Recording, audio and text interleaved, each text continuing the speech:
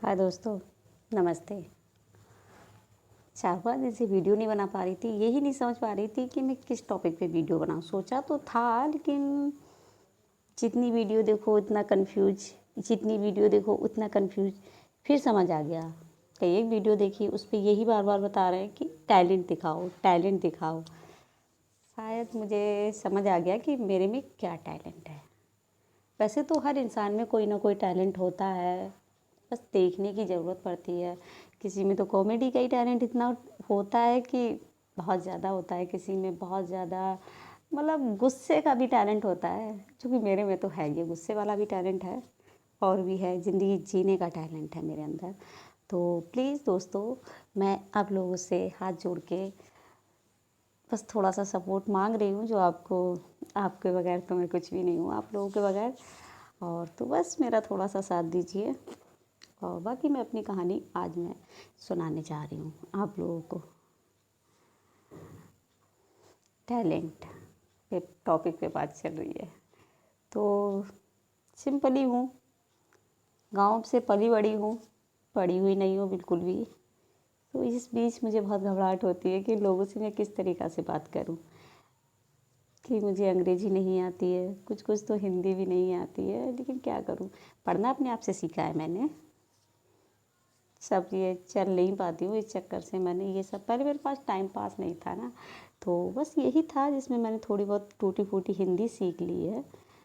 और बस खाली, लेकिन हाँ, जब कहते हैं ना कि मतलब माँ बाप पैदा करते हैं, हमारे लिए भगवान होते हैं।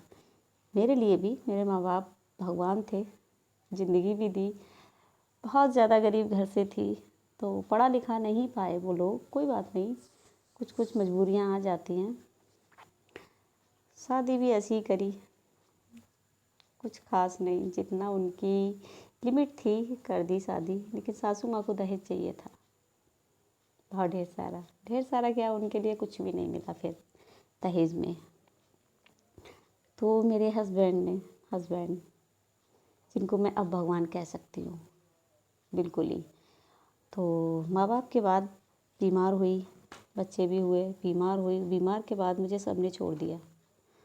और जिन्हें मैं कह सकती हूँ पूरे गर्व से, हाँ मुझे भगवान मिले। जैसे लोग शादी के बाद कहते हैं, कोई तो कहता है मेरी ज़िंदगी ख़राब हो गई, कोई कहता है अरे यार क्या हुआ शादी करके। लेकिन ये सब सब मैं नहीं कहूँगी, क्योंकि शादी करके बीमारी मिलना, पैर ख़राब होना, ये तो मेरे नसीब की बात है कि ये सब मेरे लिए नसीब में ही नहीं था बहुत अच्छे से।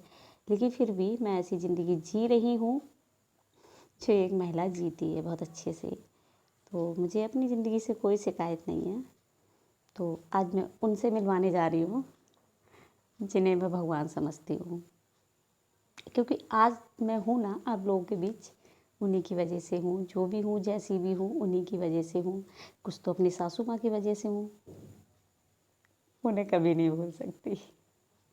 कहीं ना कहीं मैं ये सोचती हूँ आज नहीं, उनको नहीं लाना है, लेकिन सारी कहानी मेरी वहीं से स्टार्ट होती है, वहीं ख़त्म हो जाती है। तो और आज मैं आपको अपने हस्बैंड से मिलवाने वाली हूँ, क्योंकि मुझे हर मोड़ पे साथ देते हैं। और मैं चाहती हूँ हर पति पत्नी एक दूसरे का साथ इसी तरीक़ा से दे, ना कि थोड़ी सी अगर थोड़ा सा मतलब कोई भी दिक्कत आ जाती है रिश्ते में, या मतलब जैसे कि कोई बीमार हो जाता है। अब जैसे मुझे ही ले लीजिए, मैं अच्छी खासी ठीक थी, लेकिन बाद में मुझे तो मतलब मेरे नसीब ने ही साथ नहीं दिया। ये तो मैं किसी को नहीं कोसूँगी, भगवान को भी नहीं कह सकती, क्योंकि ये तो मेरी करनी का फल मुझे ही मिला है, जैसा भी है। तो इस तरीक़ा से, लेकिन हाँ, किसी को छोड़ना नहीं चाहिए साथ। जैसे मेरे हस्बैंड ने मुझे मेरा साथ दिया है, ऐसे ही देना चाहिए, तो हम हर अच्छी से अच्छी ज़िंदगी जी सकते हैं, जैसे कि आज मैं जीती हूँ। अपने बच्चों को भी जैसी ज़िंदगी है अच्छी देने की कोशिश करती हूँ, और हस्बैंड को भी जितना होता है, जैसे वो मुझे खुश रखने की कोशिश करते हैं, उससे ज़्यादा मैं चाहती हूँ मैं उन्हें खुश रखूँ। और रखूँ क्या, रखती हूँ। शायद मैं ये भी समझती हूँ कि हाँ, मैं एक गृहिणी की गृहस्थी अच्छे से चला रही हूँ। तो बस मैं 24 घंटे चारपाई पे रहती हूँ, रात को भी दिन को भी। और इस बीच थोड़ी चिड़चिड़ी हो गई हो तो नॉर्मल सी बात है, हो जाना, या मतलब एक चेहरे पे अपने ये बीमारी टाइप सी दिखना, तो इसीलिए थोड़ा चश्मा लगा के रखती हूँ। नींद नहीं होती है तो इसलिए थोड़ा डार्क सर्कल्स हो गए हैं। ये नॉर्मल सी चीज़ है। और बस यही तक मैं यही सोचूं कि आज सासू माँ से बात ना करूं सासू माँ की, लेकिन कहानी में मेरी पूरी सासू माँ है। कहानी तो मेरी जब ही बनी है जब मेरी शादी हुई, सासू माँ मेरी ज़िंदगी में आई, तो है ना। मेरा मतलब वो नहीं है कि मैं उन्हें बुरा कहती हूँ, नहीं, वो बुरी नहीं है, बहुत अच्छी है। क्योंकि किसी को अगर किसी का फ़ायदा हो रहा है तो हमें उसे बुरा नहीं कहना चाहिए, बहुत अच्छी है। आज मैं अपने आप को पहचान पाई हूँ तो बस उन्हीं की वजह से है। मैं अपने आप को जिस भी मोड़ पे अपने आप को खड़ा कर दूँ, हाँ मुझे ऐसा काम करना ही है, कामयाब होना ही है, या इस टॉपिक पे या किसी चीज़ पे, तो वो तो मेरी सासू माँ की देन है जो मैं करके रहती हूँ। तो बस इसीलिए सन 2008 में मेरी अदास भी चली गई थी, बिल्कुल ही सब कुछ भूल गई थी, बच्चे भी भूल गई थी। लेकिन इलाज चला मेरा तो ये सब ठीक हो गया मेरे साथ। ठीक होने के बाद फिर ज़िंदगी भूल गई, जी कैसे जाती है, क्या होगा ज़िंदगी में क्या नहीं होगा। उषा चल नहीं पाती है, उषा को कुछ भी पता नहीं है। मैं अब बैठ भी नहीं पाती हूँ। बैठना मतलब चारपाई पे भी जैसे अभी बैठी हुई हूँ मैं रियल में टेक लगा के, जैसे कि मैं आपको दिखाती हूँ, 1 मिनट, सॉरी। जैसे मुझे ये तकिया की टेक चाहिए, थोड़ा सा सपोर्ट चाहिए।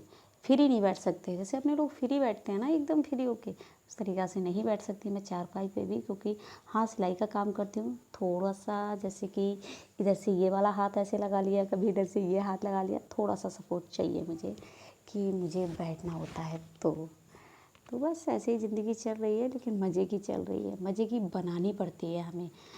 शादी होने के बाद अरे यार मेरी सासू माँ मुझे बहुत ताने देती है कि मेरी नंद मुझे बहुत ज़्यादा जलील करती है, कि फिर हम लोग क्या सोचते हैं, अरे यार ये नंद की शादी हो जाए ना, ज़िंदगी अच्छी हो जाएगी।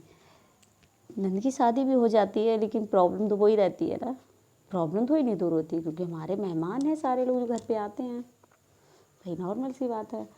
फिर उसके बाद क्या सोचते हैं, अरे यार ये बुढ़िया ख़त्म हो जाए तो अच्छी ज़िंदगी मिलेगी।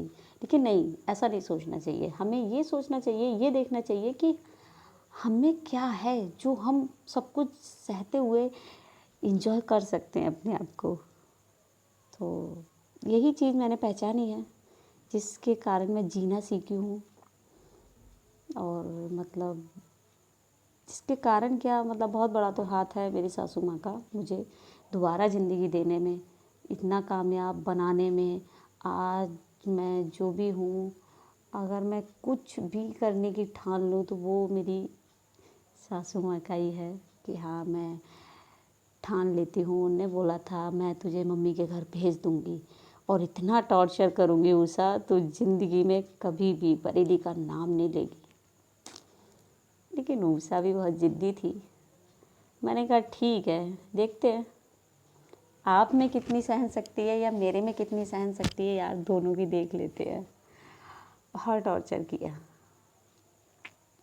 क्योंकि ये टॉर्चर मुझे उस टाइम इसलिए पता चलते थे क्योंकि मैं चल नहीं पाती थी, ऊपर से मैं बैठ भी नहीं पाती थी। और लैट्रिन बाथरूम ना पता चलना, ये तो अपने आप में बहुत बड़ी कमी है कि किस टाइम लैट्रिन हो जाए, किस टाइम बाथरूम हो जाए, तो आप समझ सकते हैं। तो फिर मैंने चलो यार देखते हैं, ज़िंदगी अपनी दाँव पे लगा दी। आधी ज़िंदगी थी, मतलब जिंदा तो थी, क्या ज़िंदगी थी। लैट्रिन बाथरूम नहीं पता चलना, चल नहीं पाती हूँ, चारपाई पे पड़ी रहती हूँ, उठ भी नहीं पाती हूँ, करवट भी नहीं ले पाती हूँ, तो क्या है ये ज़िंदगी। अरे यार सासू माँ की टॉर्चर ही सही, देखते हैं इसमें क्या अच्छा मिलेगा क्या गलत मिलेगा। लेकिन बस जंग दोनों में छिड़ गई, मेरे में और मेरी सासू माँ में। ऐसा नहीं कि मतलब उनने मुझे टॉर्चर इस तरीक़ा से किया जैसे मुझे मारें, कभी कभी हुआ, हर रोज़ नहीं हुआ। समझती भी थी मुझे कि हाँ कि इसकी गलती नहीं है, लेकिन वो परेशान कहाँ हो जाती थी मेरे हस्बैंड को लेके। समझती थी चल नहीं पाती, अब इसका मेरे बच्चे का क्या होगा, शायद मुझे इस तरीक़ा से टॉर्चर कर रही थी। लेकिन उनकी सोच थोड़ी अलग थी। अगर यही सोचती कि अगर यही मेरे बच्चे के साथ हो जाता तो मतलब मैं अपने बच्चे का क्या करती, इसे तो नहीं छुटकारा पा दे मतलब दिला देती। तो इसलिए थोड़ी सोच अलग थी उनकी। सासू माँ गलत नहीं थी।